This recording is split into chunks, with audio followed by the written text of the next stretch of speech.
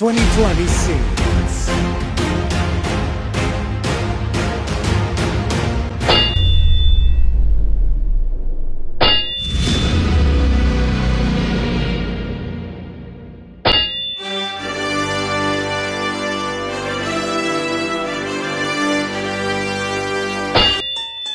ஐயா போனு.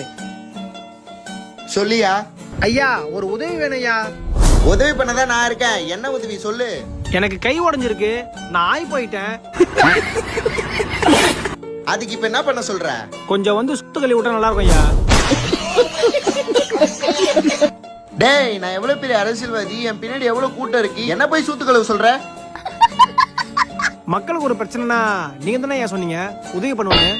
அதுக்குன்னு உனக்கு கழுவிட்டு பவுடர் போட்டு பண்ணுமா? கழுவி விட்டா உனக்கே ஓட்டு போடுவேன்.